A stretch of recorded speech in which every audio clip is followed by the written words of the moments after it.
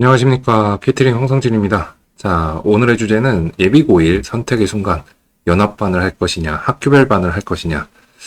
자, 요런 주제로 진행을 해보도록 하려고 합니다. 자, 이게 학원의 상황과 지역의 상황, 그리고 과목별로, 요 선택이 강제돼서 어차피 할 수밖에 없는 상황인 경우도 있고, 아니면 내가 어느 정도 선택을 할 수 있는 상황이 있을 수 있고, 그렇긴 합니다. 제가 있는 학원 같은 경우는 대체로 학교별 반인데, 또 이제 특정 과목에 몇몇 선생님들이, 모든 선생님들이 하는 건 아니고, 연합반을 선택하시기도 합니다. 제 개인적인, 저는 학교별 반으로 뭔가 성과를 이뤄서 그걸로 잘 먹고 살았던 사람이기 때문에 학교별 반을 이제 강력하게 추천하는 바지만, 또 선생님들의 현재 상황을 보면은, 현실적인 부분을 보면은 또 연합반도 수긍 가요. 그만 해주면 고맙죠. 원장 입장에서는 이걸 해주면 고마워요. 선생님들 고생할 거 뻔히 보이는데. 자, 하여튼 요거 내용 대부분이 경험하시고 또는 고려를 하셨던 부분이 있겠지만 진행을 좀 해보도록 하겠습니다. 내가 진짜 몇몇 선생님 때문에 이 영상을 만들고 있습니다. 자, 겸사겸사 또 이제 이 부분을 혹시나 고민하고 계신 분들이 있거나 아니면은 장단점을 정확하게 모르는 상태에서 선택을 하시게 된다면 그럼 좀 참고가 되셨으면 좋겠어요. 일단 연합반을 선택해도 장점이 있습니다. 예비 고1에서 이제 고1로 바뀌면서 학교 발표가 다 나죠. 이제 서울은 이미 다 났고, 자, 나고 나면은 이제 겨울방학 특강 마무리를 향해서 지금 가고 있을 텐데, 가고 나면 이제 학교별 강좌로 바뀌든 뭐가 됐든 이제 중간고사 대비 강좌로 전환이 된단 말이에요.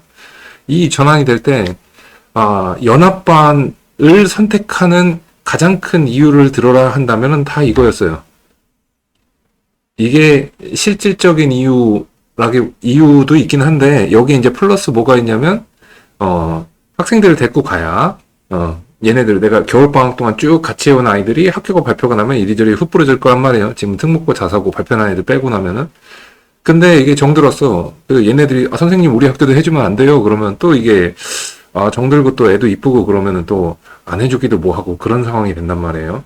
그래서 겨울방학 동안 공들여온 예비고일들을 최대한 유지할 수 있는 장점이 있습니다. 일단 스타팅 포인트에서. 이게 제가 들은 원장이 됐을 때 들은 가장 많은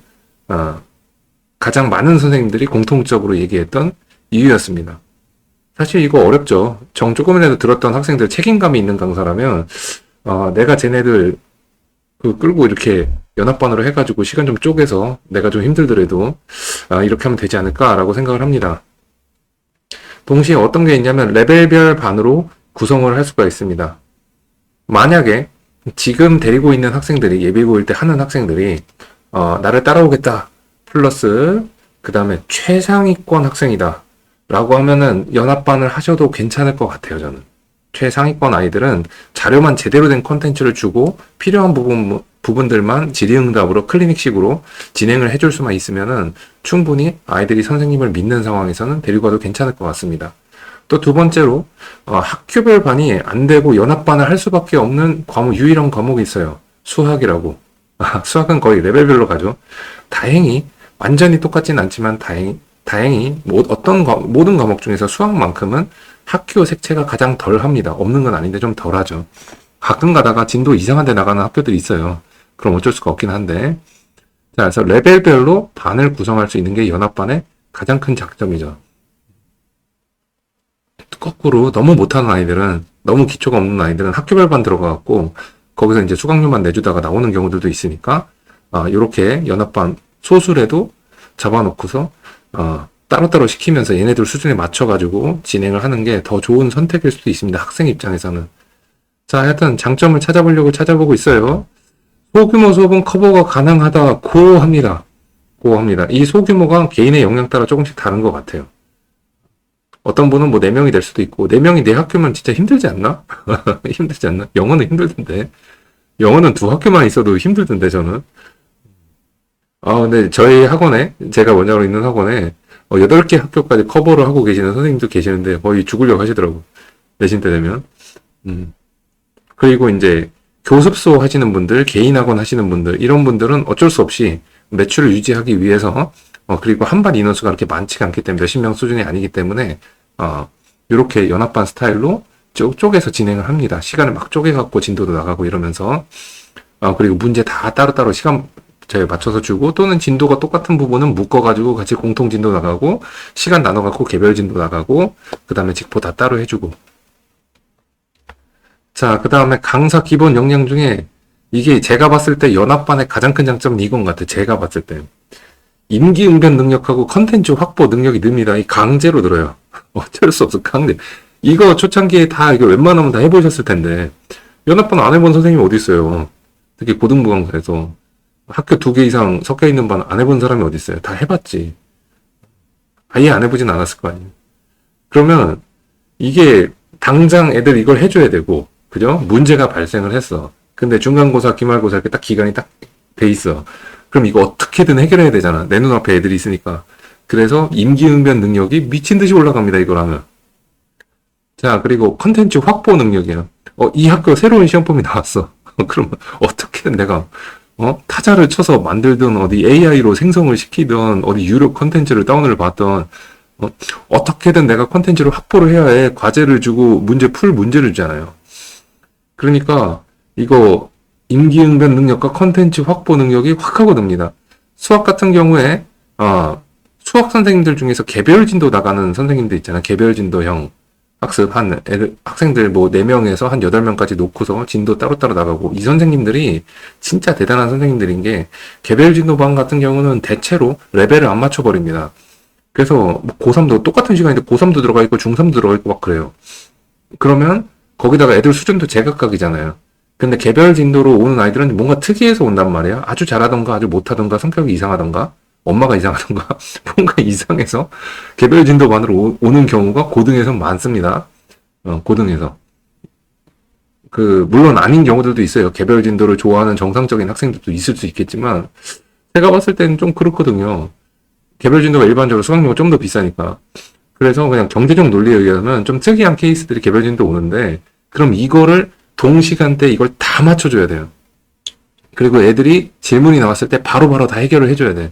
그러다 보니까 이 임기응변 능력은 진짜 그 개별 진도 나가는 선생님들이 임기응변 능력하고, 그러면 학생들이 요구할 때마다 또는 눈에 보일 때마다 자료 바로바로 걔네들 수준 맞춰서 뽑아줘야 되잖아요. 그러니까 컨텐츠 확보 능력이 정말로 대단한 것 같습니다. 저희 학원에도 한 분 선생님이 계신데 꾸준히 개별 진도반을 하시는 선생님이 있는데, 이분 컨텐츠 능력은 진짜 수학 선생님이신데 대단한 것 같아요. 진짜. 웬만한 자료 다 갖고 있거나 학생들한테 필요한 거 딱딱딱 뽑아줘요. 그 성적도 잘 올리고 계십니다. 훌륭하신 분이 한 분 계세요. 자, 그래서 제가 봤을 때 강사 커리어 입장에서 봤을 때는 이 지금 말씀드린 이 부분은 정말로 연합반의 핵심이다. 연합반의 핵심이다. 지금 연합반을 피치 못할 사정으로 하셔야 되는 분들은, 학원 사정상 하셔야 되는 분들은 이 부분에서 다른 선생님들, 학교별반 하는 선생님들보다 훨씬 더 우위에 있다는 걸 제가 진짜 한 90% 이상 객관적인 사실로 말씀을 드리겠습니다. 자, 다음에 학원들 중에서 이 전문 학원들 같은 경우에는 팀 단위로 움직이거든요. 팀 단위로 움직여서 이게 연합반을 레벨별로 하다가 한 4주 전에, 시험 4주 전에, 아니면 5주 전에 갑자기 학교를 막 나눠요. 월급제니까 이게 가능하죠. 막 나눠서 팀 단위로 짜자작 하고 팀 단위로 컨텐츠 따따딱 만들고, 자, 이런 경우에서 진행하는 학원이라면 충분히 이건 좋은 전략이라고 생각을 합니다. 물론 내신 대비할 때는 학교별로 모아서 해야 되긴 하지만, 일단 스타트로 기본적인 거는 레벨링을 맞춰놓은 연합반, 이런 전략이겠죠. 이게 사실은 예전에 한 중형 정도 되는 종합학원이라고 했죠. 요런 학원들에서 많이 쓰던 전략입니다. 어쩔 수 없이 거기서도 이제 살아남으려고 이런 전략을 썼겠죠. 근데 제가 이제 주로 있었던 단과에서는 이거 하기가 굉장히 어려워요. 인원수가 좀 적은 반을 전략적으로 선택한 분들 아니면은, 전략적 선택 아까 말씀드린 것처럼 최상위권, 아니면은 하위권, 이런 학생들, 아니면은 좀처럼 보기 힘든 케이스긴 합니다. 근데 학원 전체 규모로 봤을 때, 저는 단과에만 있지만, 모든 학원, 고등부 학원 전체를 놓고 봤을 때는 아마 학교별 반만 수업하는 선생님보다 여러 학교를 피치 못하게 또는 상황에 맞춰서 또는 전략적으로 하셔야 되는 선생님들이 더 많으실 거예요. 비율로 따지면은. 자, 그래서 연합반이 무조건 나쁜 건 아니다. 대신 압도적인 단점이 있죠. 힘들어. 압도적인. 제가 이걸 안 하게 된 유일한 이유. 힘들어. 그 힘드니까 또 학생 한 명 한 명한테 내가 해주고 싶은 거만큼 그렇게 다 못해줘. 이런 느낌이 저는 싫어가지고 학교별 반을 틀은 건데. 그 내가 진짜 할 수 있는 만큼 최대한의 노력을 해가지고 이 학생한테 내 수업 듣겠다고 돈을 내고 들어온 이 학생한테 해주고 싶었는데 그걸 못한다는 느낌이 드는 게 저는 제일 큰 문제, 저 스스로에게 문제였어요. 그래서 저는 학교별 반을 틀었습니다. 하여튼 연합반에도 장점이 있어요. 장점이 있어요. 자, 그럼 학교별 반 장점 다들 아실 겁니다. 학교별 반을 선택하면은 컨텐츠와 수업에 힘을 줄 수가 있습니다. 한 개 학교 또는 전략적으로만 두 개, 많으면 세 개까지 하시는데 이 학교별 컨텐츠를 내가 만들 만한 물리적인 시간적 여력이 생기죠. 여러 개 학교를 할 때보다. 그러면서 수업에 힘을 줄 수 있고. 그러니까 예를 들어서 제일 유명한 학교, 대치의 휘문고를 제가 담당한다고 치면, 저는 학교 내신 시험 범위 나와서 뭘 설명할 때, 문법 내용도 나오고 설명하고, 문법 내용 공통적으로 설명하는 거잖아요. 우리 강사들이. 그러면 저는 모든 예문들을 휘문고, 기출문제 예문에서 뽑아서 넣을 거예요. 이런 식으로 힘을 줄 수가 있어요. 학생들 집중도를 높일 수 있게. 자, 그런 식으로 수업과 컨텐츠에 내가 하고 싶은 걸 다 할 수 있는 시간이 조금 더 확보된다. 조금 더 확보된다. 그렇다고 학교별반 하는 선생님들이 시간이 남는 건 아니거든요. 절대로 안 나와요. 내신 대비 들어가면 내신하는 선생님들 다 바쁘시지. 하지만 컨텐츠와 수업을 힘을 줄 수 있는 물리적인 시간적 여유가 생긴다. 시간과 체력적 여유가 생긴다. 그 다음에 이게 학교별 반을 제가 항상 선생님들한테 학교별 반을 가능하면 하셔라라는 이유, 첫 번째 이유는 이건데요. 내신 강좌에서 고1, 2 강좌에서 강사의 브랜딩이 가능한 게 유일하게 학교별 반입니다. 그 연합반을 해가지고 학원의 브랜딩이 쓰는 경우는 있는데, 학원의 브랜딩이 좋아지는 경우가 있는데, 강사의 브랜딩이 되는 거, 나라는 강사의 브랜딩이 되는 거는 내신 강좌에서 학교별 반을 하는 거가 거의 유일한 것 같아요.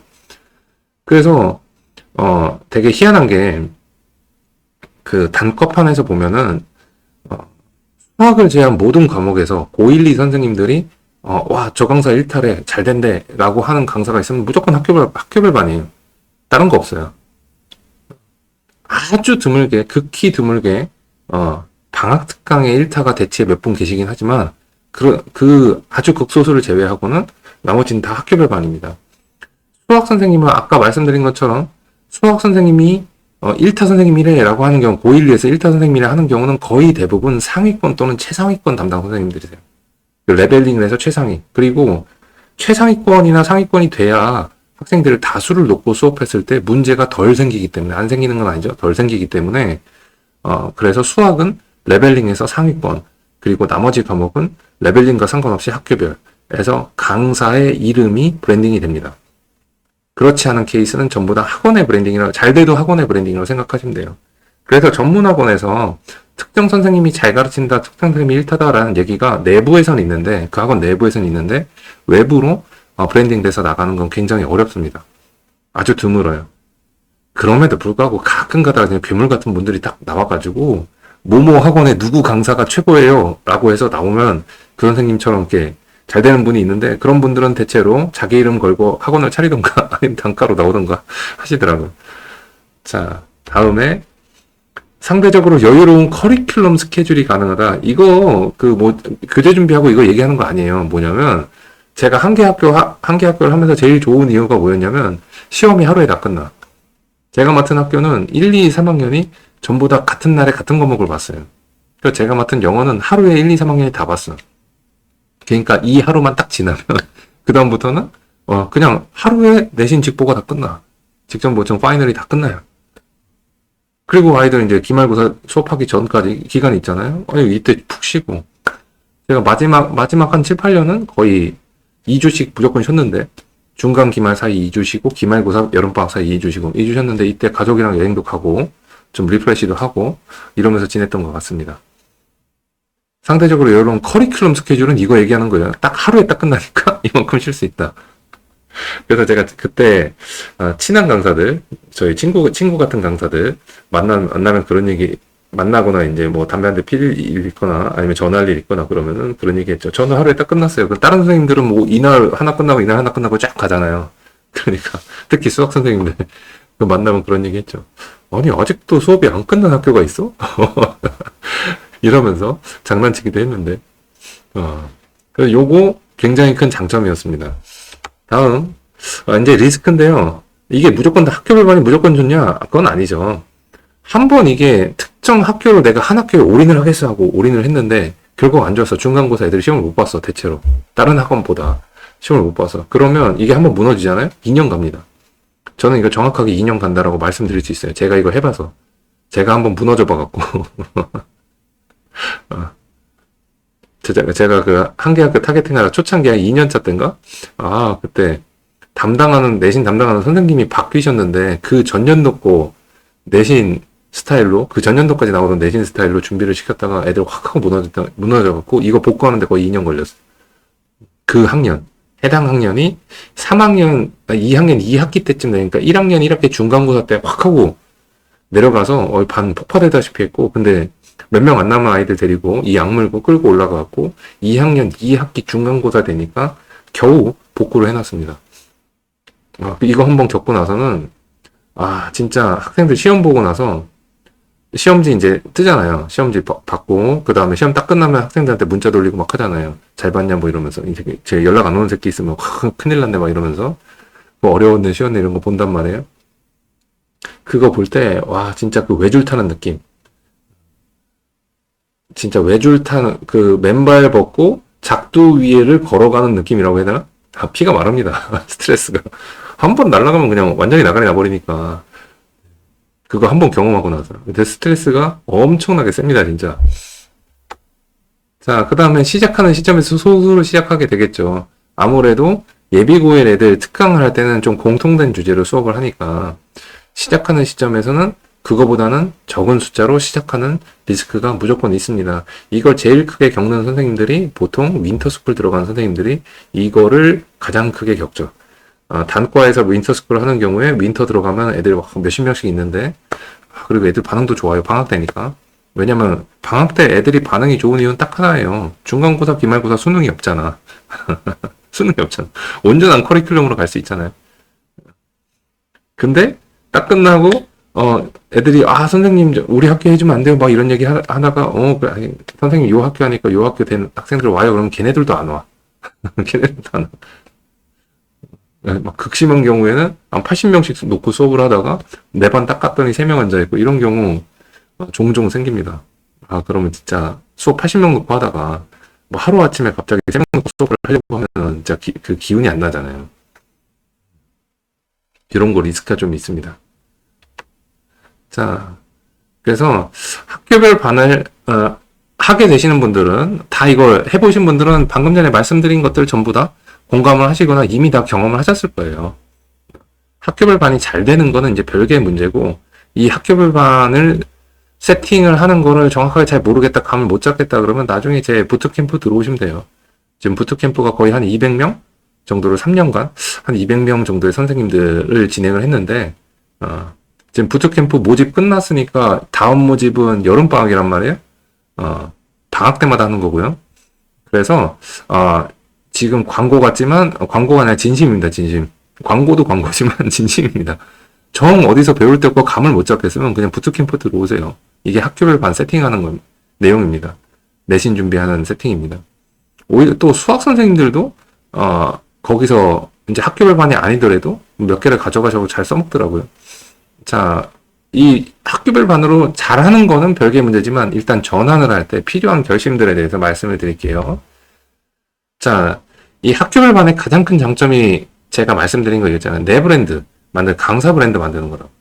그러니까 목표는 내 브랜드가 학원 브랜드보다 영향력 있게 되는 것을 목표로 하셔야 됩니다.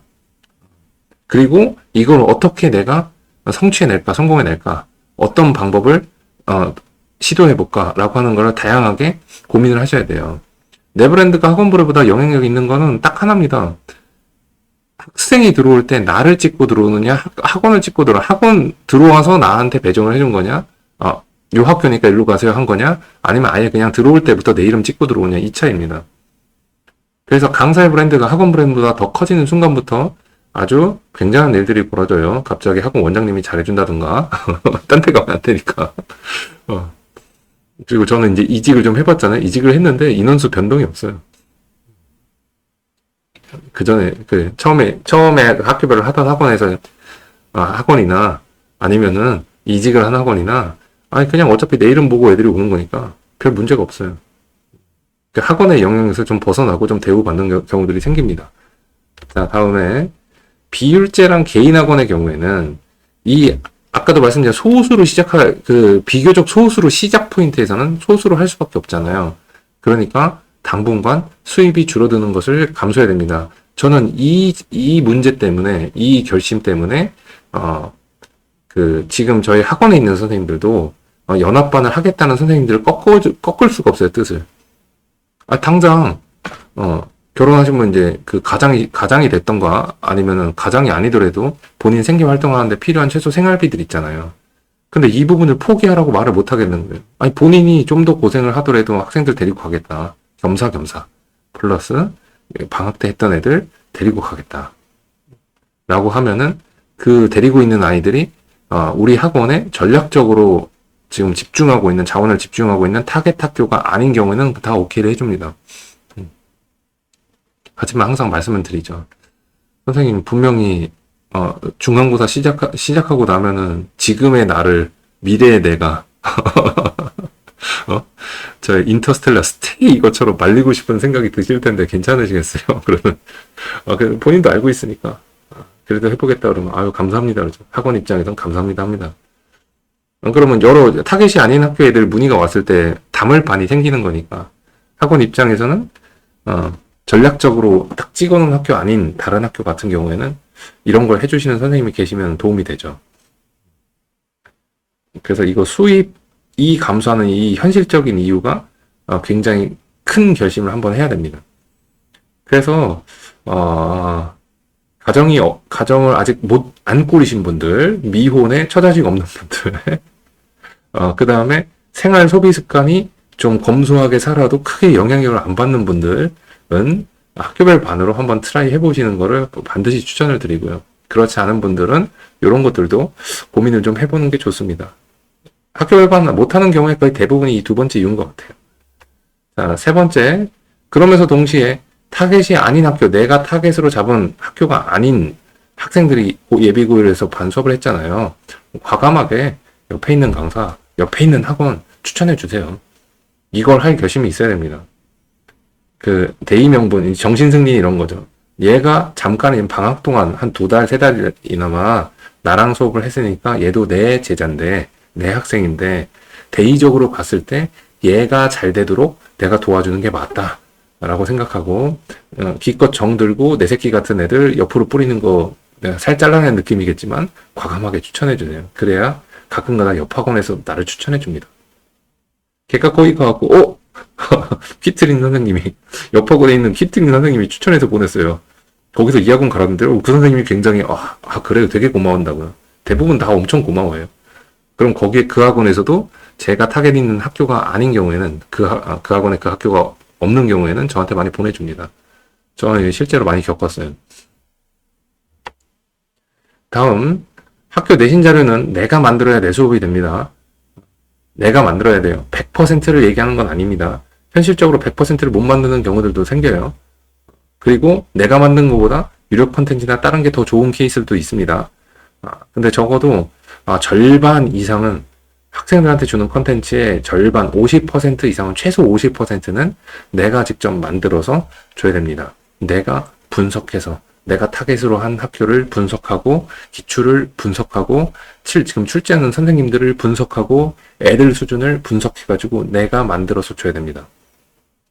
내가 만드는 거 처음부터 끝까지 만드는 것도 좋은데 그게 안 되면은 최소한 기존에 내가 갖고 있던 자료나 내가 확보할 수 있는 자료들을 걸러서라도 줘야 됩니다. 자, 그래서 요런 결심을 하시고 움직이셔야 돼요. 요런 결심을 학교별로 할 거면은 내교재로 수업을 한다라는 결심을 하고 가셔야 돼요. 아니면 기존에 내가 시중교재나 유료 컨텐츠 가지고 내신 대비를 계속 해왔는데, 주로 그거 가지고 해왔는데, 그래도 반응이 좋았어. 그래서 학교별 할 때 나도 이거 가지고 쓸 거야 라고 하시는 분들은 이거 갖고 오래 못 버티세요. 왜냐면 옆에 제가 방금 얘기한 것처럼 이렇게 학교 노리고서 타겟으로 하는 선생님들이 엄청 많아졌기 때문에 그 사람들이랑 경쟁하게 된단 말이에요. 제가 2017년에 유튜브를 했으면은 그때도 이런 얘기를 했을 텐데 그때는 오프라인 세미나에서만 이런 걸 얘기를 해서 그때 당시에 학교별 반이 거의 없던 시절에 대치에만 있고 목동도 거의 없던 시절에 제가 이런 걸 세미나를 했던 기억이 납니다. 자, 다음 한 번 삐끗하면 여포가 엄청나다는 압박을 버텨야 됩니다. 아까 전 페이지에서 마지막에 얘기했죠. 작두 타는 느낌이라고. 작두 위를 맨발로 걸어가는 느낌이라고. 그래서 2년 걸린다 말씀을 드렸죠. 이거를 알고 감수하고 긴장한 상태에서 진짜 나 한번 제대로 내 수업에 올인하겠다 라고 하는 마인드가 필요합니다. 물론 학교별만 말고 연합반을 한다고 해서 수업을 대충 하는 강사가 뭐 어디 있겠어요. 그런 강사는 시장에서 자연스럽게 도태가 되지. 하지만 한 번 삐끗하면 연합반 여러 학교 있으면 그냥 상식적으로 여러 학교 있는데 5개 학교가 있었는데 5개 학교 중에 1개 학교에는 좀 못 보고 내가 대비를 좀 덜 해준 느낌이고 나중에 시험 문제 나온 거 보니까 한 2개 학교는 평타 치고 한 2개 학교는 시험을 잘 봤어. 그럼 4명은 남을 거 아니야 최소한. 그냥 우리 상식적으로. 물론 누가 남느냐는 까봐야 알지만 또는 누가 친구 될 거냐는 까봐야 알지만 그죠? 근데 1개 학교는 한 번 내가 대비 못하면 다음 중간고사 대비를 못하면 기말고사 때 폐강이 될 수도 있다 라고 하는 리스크 이거를 머릿속에 갖고 있으니까 이 말로 이렇게 지금 저한테 듣는 거랑 이거 실제로 한번 당해봐갖고 그때 가갖고 중간고사 때 애들 시험 보러 갔을 때 이 받는 압박이랑은 천지 차이입니다. 그래도 말로라도 이거 안 받아봤으면 말로라도 이런 거 압박 있구나. 이 리스크는 반드시 머릿속에 넣고서 학교별 반으로 전환을 해야 되는구나 라고 생각을 해주시면 좋습니다.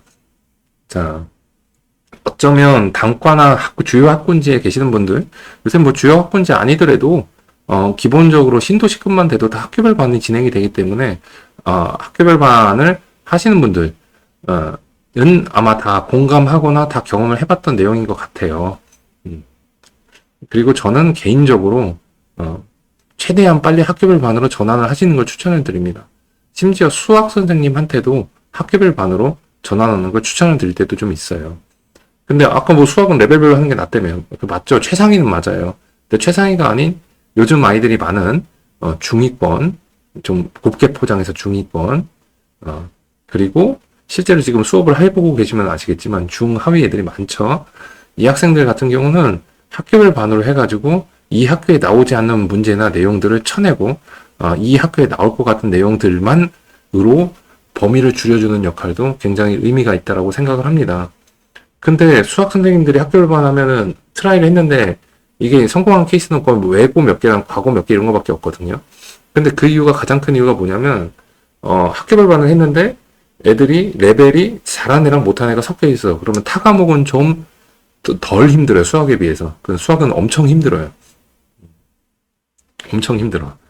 그래서 수학 선생님한테 제가 학교별 반 해보자고 얘기를 하거나 해보는 거 어떠세요? 라고 얘기를 할 때는 항상 기본적으로 반을 2개로 나눠서 들어가라고 합니다. 2개 반 하시라고. 학교별 반 할 거면 2개 반, 처음에 인원수 적으면 1개 반 시작을 하겠지만 하다가 무조건 딱 아니다 싶으면 바로 2개 반을 쪼개시라고. 그래야지 이게 진행이 된다 라고 말씀을 드리는 편입니다. 자, 오늘 내용은 여기까지고요.